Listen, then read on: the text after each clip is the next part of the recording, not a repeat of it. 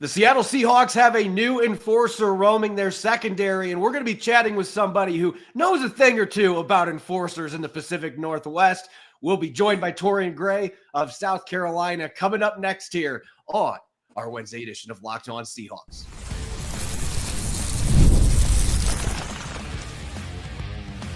You are Locked On Seahawks, your daily Seattle Seahawks podcast, part of the Locked On Podcast Network, your team every day. Greetings, 12. This is Corbin Smith, host of the Locked On Seahawks podcast, your daily Seahawks podcast, part of the Locked On Podcast Network, your team every day. Glad to be joined, as always, by my co-host in crime, Rob Rang. And a special thanks to all the 12s out there, whether you are listening in from Jacksonville, Florida, or Seattle, Washington. We appreciate each and every one of you. Thanks for making Locked On Seahawks your first listen 5 days a week. We greatly appreciate it.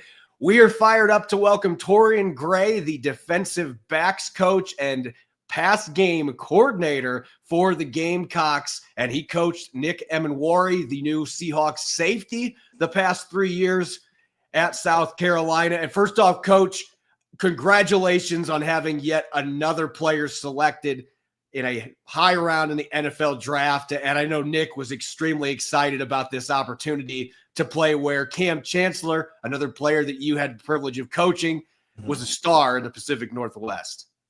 I tell you, thanks for having me, Corbin and Rob. And no, Nick's extremely excited. Obviously, he felt he had a great year, and, it's great to see the fruits of his labor come to fruition.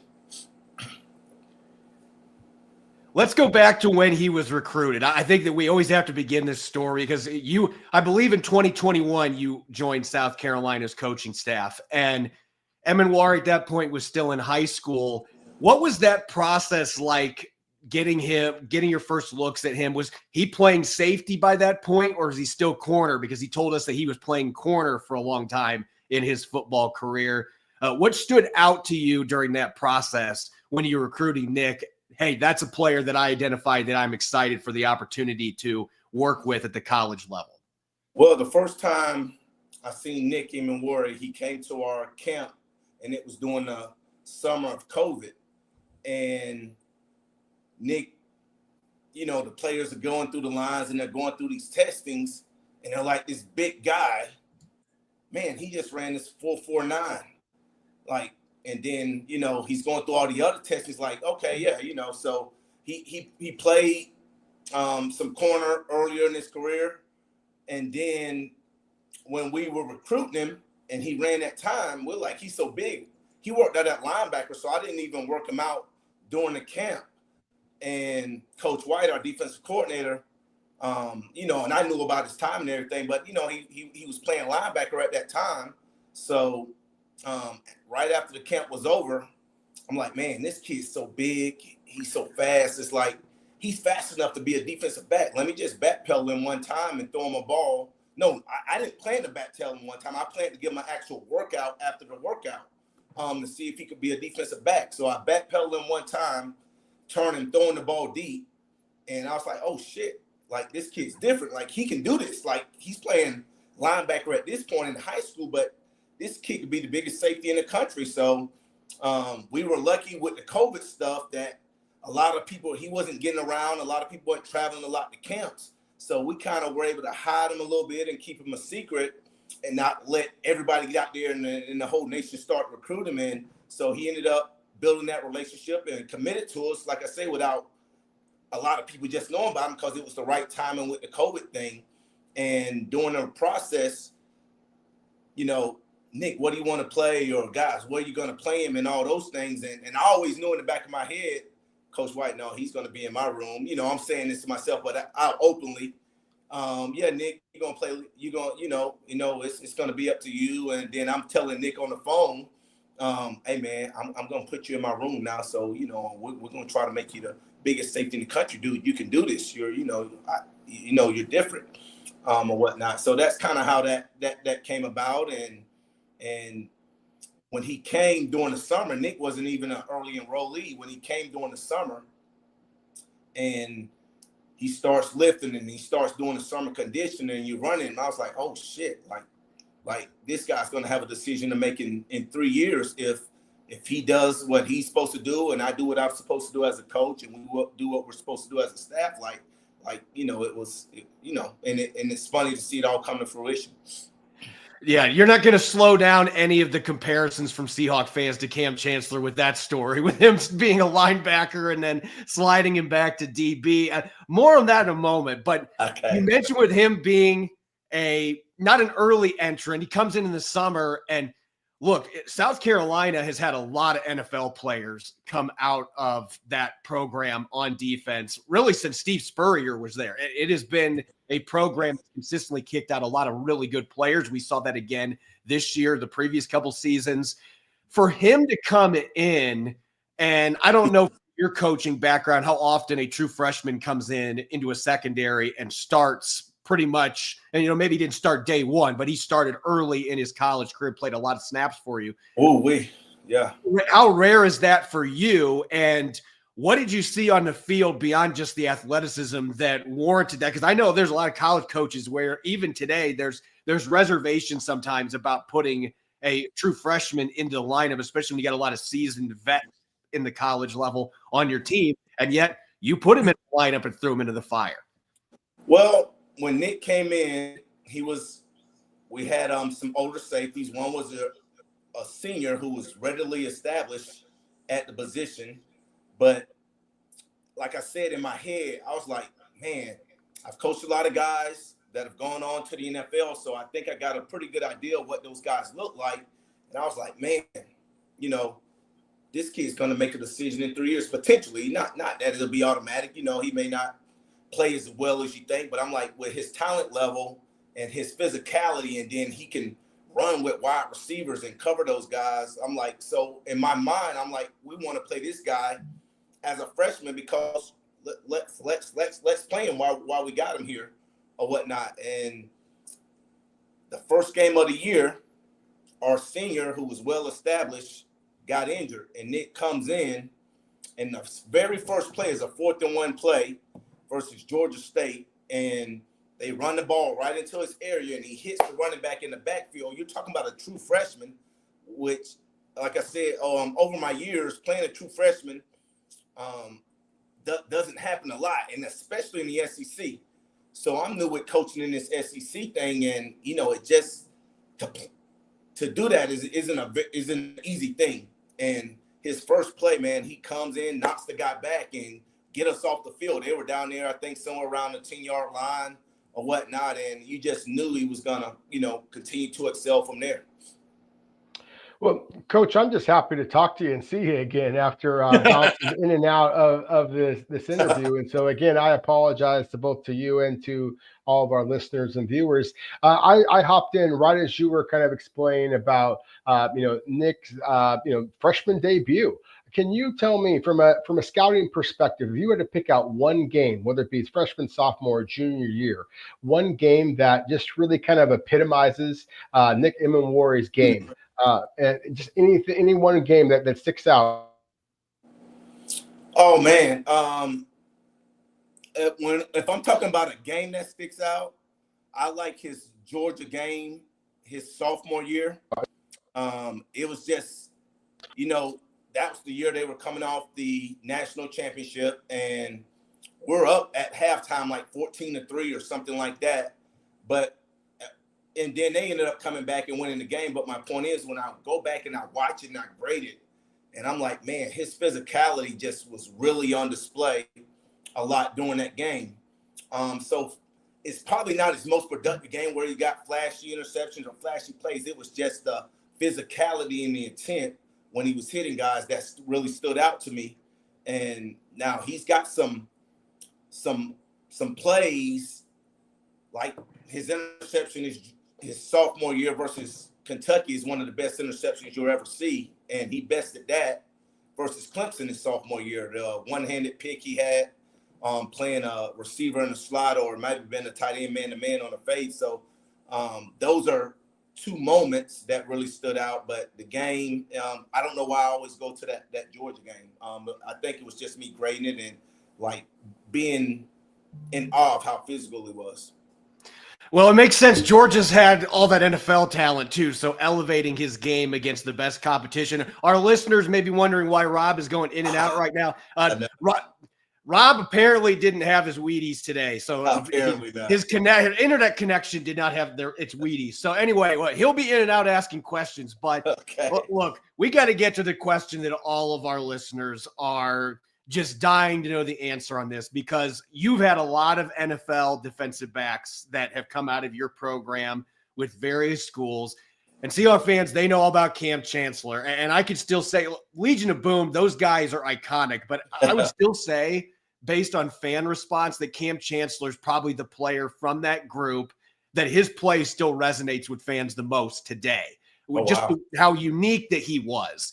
And, of course, Nick Emmanwori being 6'3", 220, there are very few safeties that are built like that. Right. And you put a little bit of gas on the fire by talking about his linebacker background that he had coming to South Carolina. But maybe it's not fair to put those comparisons out there to Kam Chancellor, because it's two different players with two different sets of strengths. But when you look at where Nick's at in his career now compared to where Kam was when he came into the NFL, what stands out to you? How do they compare? How does Nick compare, and how does he contrast to Bam Bam when he came into the league?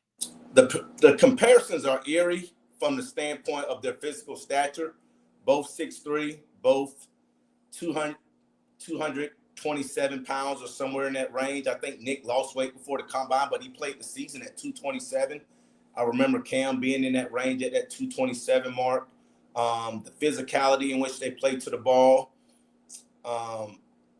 And I think the underestimated part of Nick's game, and probably when Kam was going into the draft, what people underestimating is, can he play away from the ball? We know their big body and their physical demeanor, their mindsets, playing to the ball is going to be something that you really see on display, especially for Kam, because he's already played on that level. And I've seen, through the highlights and some of the games I was able to watch of just how physical he was able to grown men on the NFL level. And I think Nick will have the same temperament and show people that he can do that. And Nick, things about the comparison, both people want to kind of put guys like that in the box because they're so different. Oh, he's just a box safety. And nothing can be farther from the truth, because Nick can play in the post. Nick can play in the half field. We're big quarters, too high team.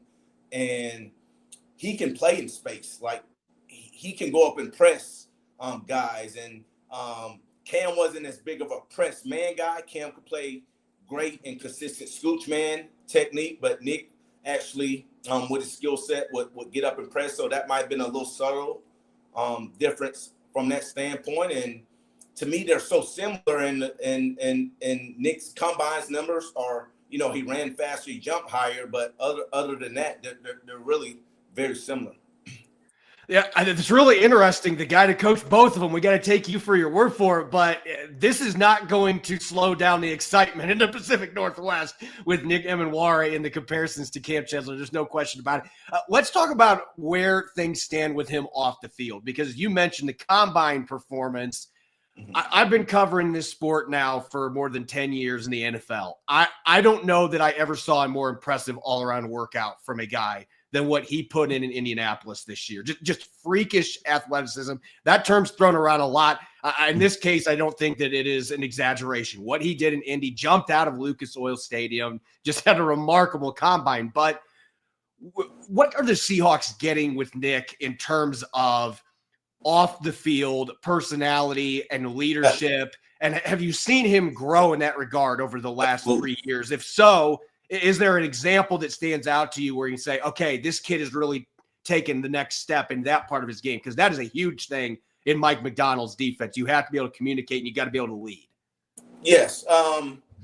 Great maturity. Obviously, you come in as a freshman and you don't know what you don't know, but his intent to learn is really great.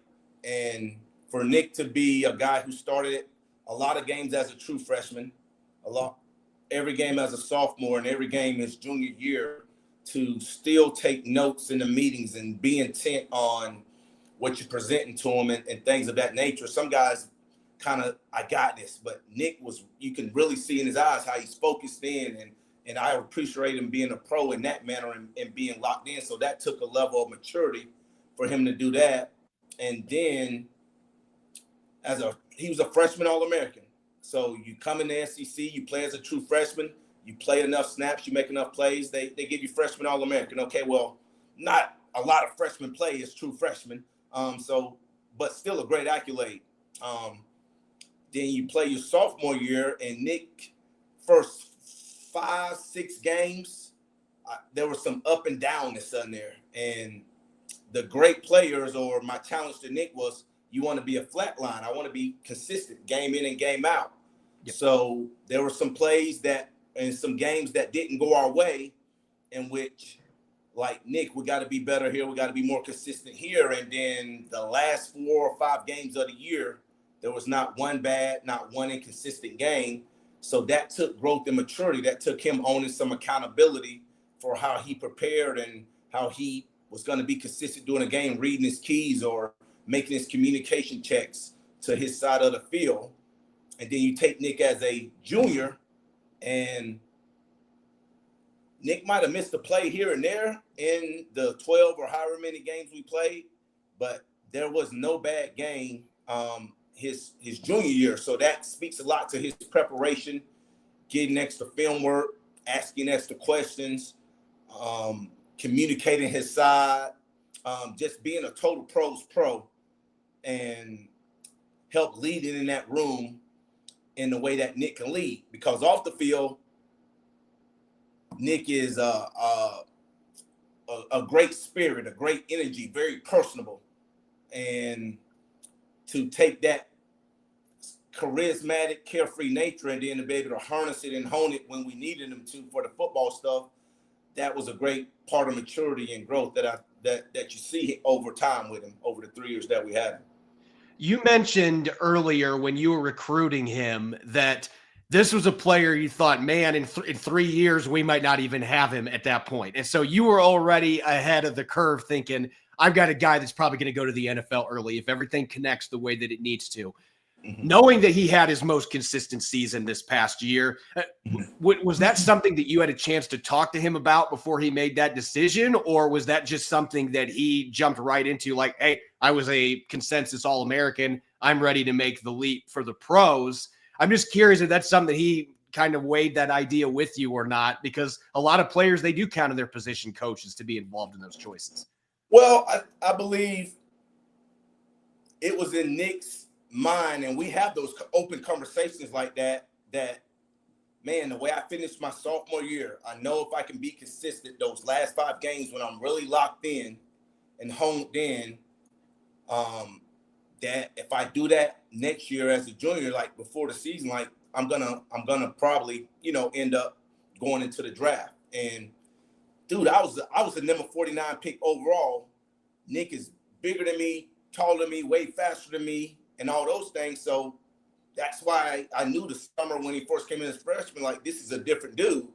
And Nick's got an edge to him too. So he didn't get picked in the first 32 and all those things. And Nick's gonna remember that. But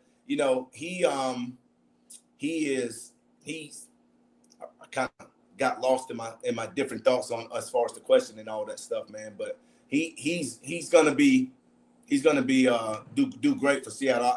I personally think y'all you guys did a great job of training up to get him where you did, man. Because his talent level, like I said, I've been 25 years now in the coaching, and you think you only get one Kam Chancellor, and then you get Nick, who, like I said, the main difference is that he just ran faster and jumped higher, and they're very similar otherwise, So I think Seattle is really going to have a treat with him. John Schneider was telling us that he was having a itchy trigger finger on first round night about potentially moving up. I think he was worried he wasn't going to get him if he didn't trade in the back of the first, and he ended up falling through. But now that he's a Seahawk, he's in the old stomping grounds of Kam Chancellor. He's got a chance to carve out his own legend in the Pacific Northwest. Mike McDonald's already talked about playing him some in big nickel as well as both safety spots. You've had a chance to coach in the last 3 years, and you've seen these guys go to the NFL. How do you, out of the gate, maximize what Nick Emmanwori is right now from a coaching standpoint? If you had to advise Mike McDonald, how do you maximize what he is right now, and what do you foresee him potentially becoming as he gets experience in the league? Don't put him in a box, which it doesn't sound like he's going to do. When I say put him in a box, oh, he's just a box safety or whatnot. This dude's skill set is unique, very unique. So the things you just mentioned about what Coach McDonald's talking about doing with him, that's exactly the mindset to have with a unique player like Nick. And what I expect from Nick is honestly to be a Pro Bowl caliber safety, as he gains experience and be one of the top safeties in the NFL.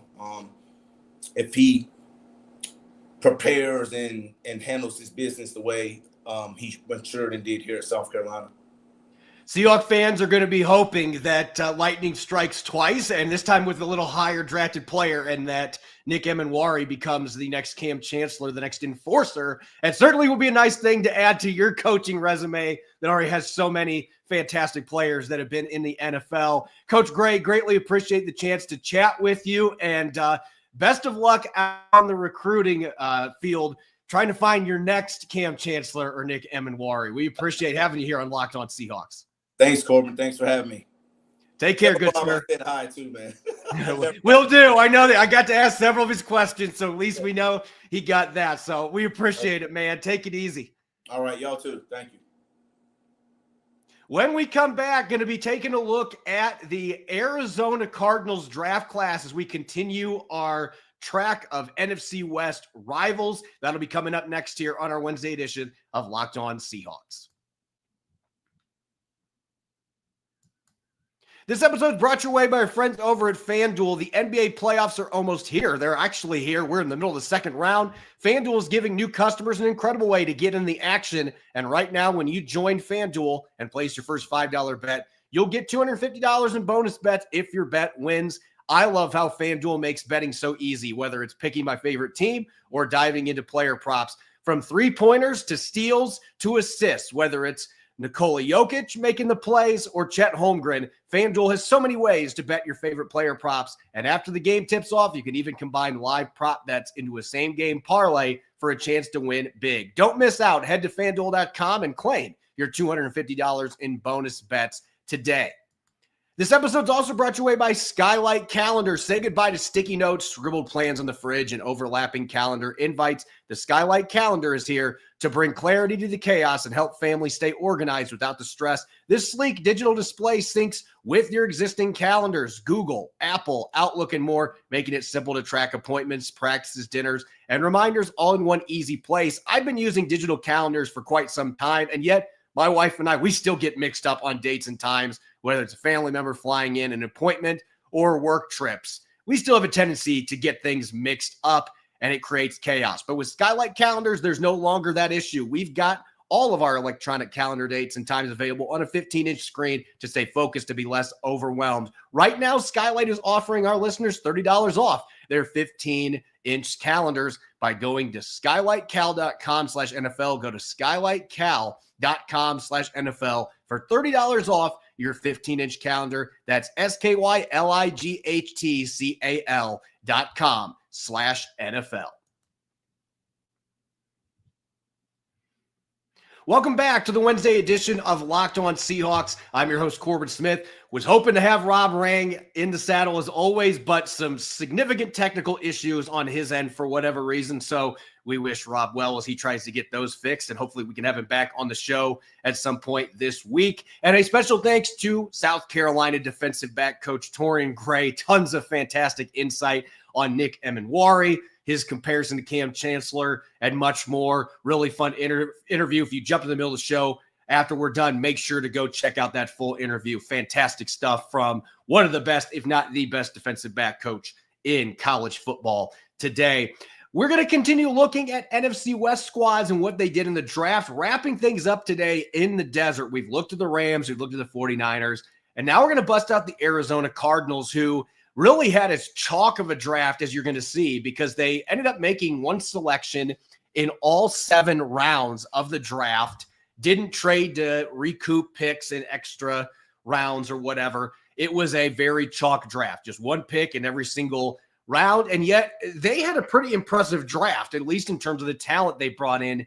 Walter Nolan has gotten some comparisons coming out of Ole Miss to Aaron Donald. I don't think it's fair to compare anybody to Aaron Donald, but Walter Nolan is a really athletic, explosive pass rusher. He could be a problem for the NFC West for the next 10 plus years with the physical tools that he has. Arizona adding him to that defense, to me, that was a fantastic pick. There were a lot of teams that did not have him quite that high on their board, but Arizona clearly was excited to be able to have him land in their pocket at pick number 16. And then in the second round, they were able to get who was viewed by most as the consensus number 1 corner in this draft, Will Johnson. He was dealing with some health issues, missed a good chunk of last season. And apparently there were a lot of teams that were not pleased with his medicals coming into the draft because he fell into the middle of the second round before Arizona finally picked him. This could be a classic case where teams overthought this entire process and Johnson goes out and has a bunch of Pro Bowls and all pros in his career. And maybe those concerns they had proved to be valid. We'll have to wait and see. But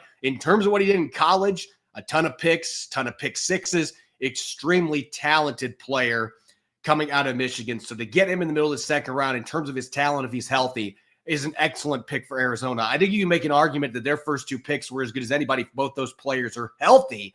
And then looking at the middle of this draft, in round 3, Jordan Burch coming out of Oregon, I saw a lot of draft pundits having him go in the 5th or 6th round, and that did not make sense to me. This was the sweet spot for me. I think Jordan Burch is a player who is just scratching the surface of his potential, a very athletic edge that has the ability to play a little bit inside on passing downs.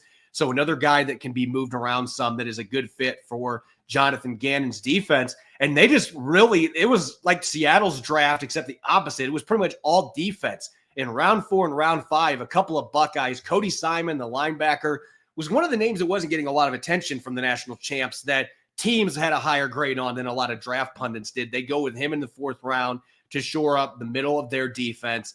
And then Denzel Burke coming in another corner. So they doubled up at corner, and that's been a weak position for the Cardinals the last couple of years. To go out and get 2 really good corners from the Big Ten. Denzel Burke is not quite as talented as what Will Johnson is, doesn't have the ball production numbers, but again, played for the national champs, played at a high level, all Big Ten caliber player.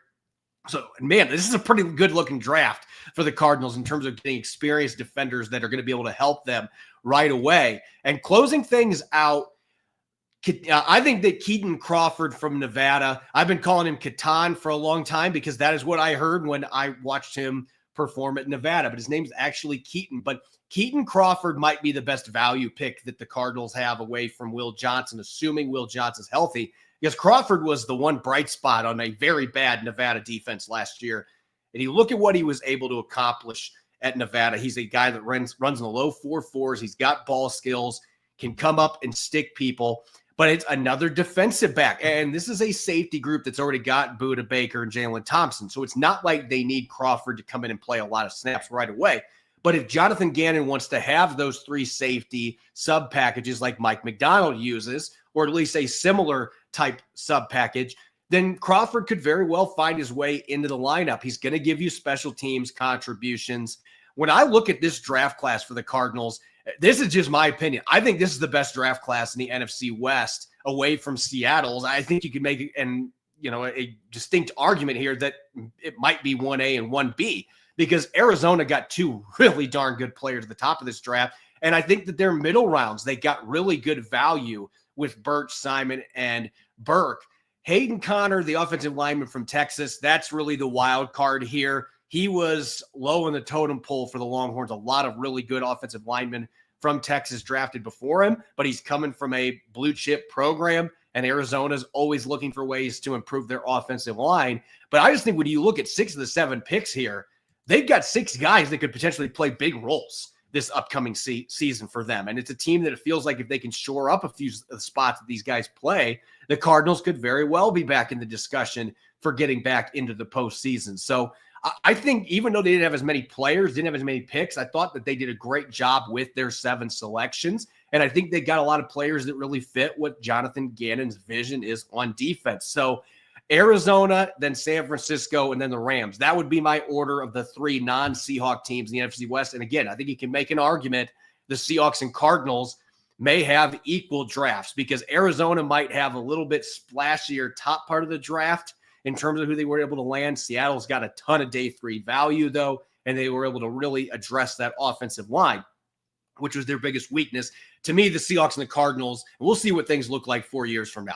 But to me, those are the 2 teams in this division that came out looking the best in this draft class. And I think the 49ers are the wild card that where if a number of players on that defensive line end up coming in and be impact players day 1, and you get good performance from Jordan James in the backfield, a couple of the receivers managed to contribute, that might be a class that we look back on and say, we should have had higher grades on them. It just feels like there's a lot of hit and miss players there and maybe high floors, not as high ceilings. And the Rams, look, they always are sneaky with their picks. They can end up fooling people as well, but only 6 selections, and it feels like they didn't have a lot of guys that are going to be able to be game changers coming in right away. So to me, of the NFC West teams, the Rams had the weakest draft class. And then I'd say the Cardinals and 49ers, those 2 teams had solid classes. Arizona, you can make a case for being the top class along with Seattle. As always, you can follow me on X and Blue Sky at Corbin Smith NFL. Make sure to subscribe to Locked On Seahawks on YouTube and wherever you get your podcast to make sure you don't miss a single episode. When we come back tomorrow, going to be diving into the quarterback position. Have the Seahawks improved under center compared to last season with all the moves they made? Going to be looking at that and much more. Make sure you listen in, and thanks for tuning into this episode. Enjoy the rest of your Wednesday. Go Hawks.